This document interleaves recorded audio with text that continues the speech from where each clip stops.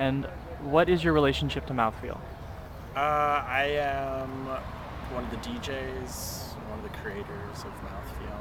I put on with Jorge Pena and Paul Schmidt and Coral Rose. Where did the origin of Mouthfeel come from? Well, mouthfeel is like a term used to describe like the weight of wine or like the texture of food in your mouth. And I always thought that was really funny sounding. And I was DJing in LA and wanted to do like a weekly party and just kind of had that name stuck. But then moved to Austin and just made it happen once I met all the right people. Your parties have themes. Where and how do you come up with them?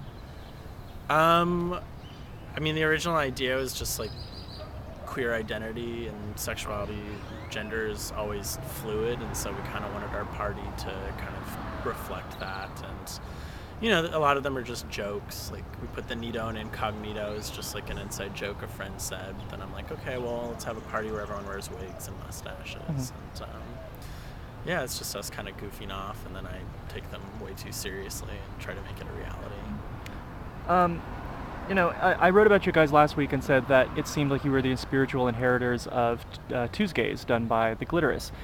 There is a different attitude, and from my understanding, you guys had the idea for this before Tuesdays ever occurred.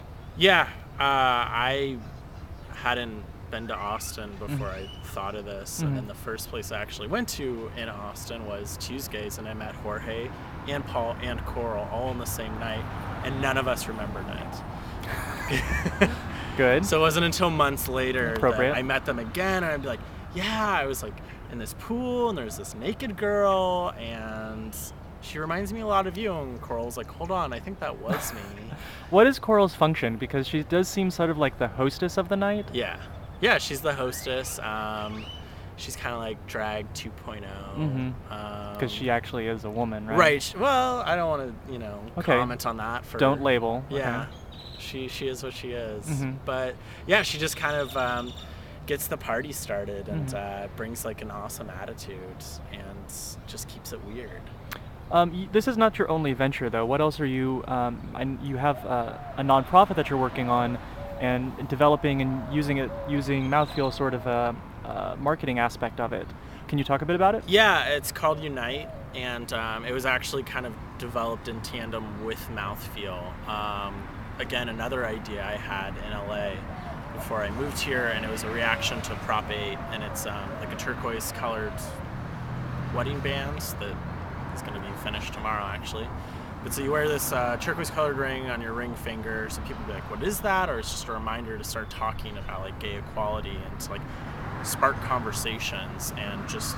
Why the ring? I mean, it seems obvious that we're not allowed to own our own wedding rings. Is that kind of the reaction that's coming from? Yeah, totally, because I was working on Prop 8, which took away the 8 months that gay people had to get married. And then once I moved to Austin, I kind of developed it to not be so much about marriage, but rather just, trying to take shame away from feeling,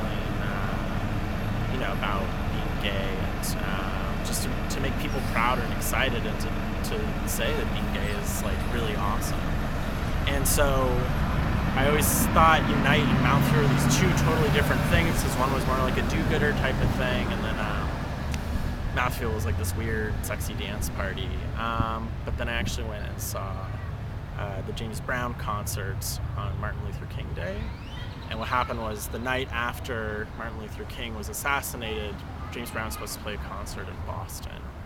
And they wanted to cancel the show, but James Brown said, no, absolutely not. Like, let's do the show, put it on TV, and just play it on a loop all night. And it prevented like the city from rioting, which was kind of happening in other towns. And when I saw that, it just totally inspired me, like, why do I have to separate these two different things? Like, they should speak to each other. And, people like drinking and dancing, and I think there's like a message that we can maybe reach with this audience. So, well, I mean, Queer Bomb, another gay Austin entity that sort of has a similar feel to it, ends in a giant party at the end. Totally. Right. And I think it's important, Queers like to party. Yeah, exactly. And it's trying to reach people in a vocabulary that they're used to speaking in. And, sometimes trying to get younger people involved in charity work isn't what they like. So it's like, all right, well, let's kind of combine the two. And a lot of the money from Mouthfeel has actually gone to help get Unite started, and has been a way for us to like sign people up for mailing lists. And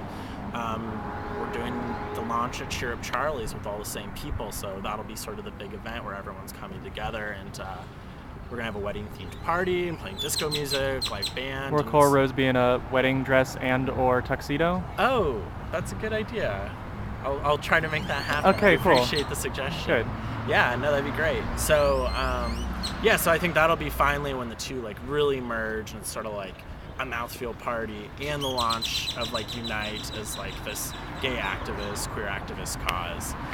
How do you feel about the seemingly burgeoning movement of all this queer energy that's happening? You know, Tuesdays, Queer Bomb, Bathhouse. A lot of queer energy seems to be exploding out of our, Austin's pores right now.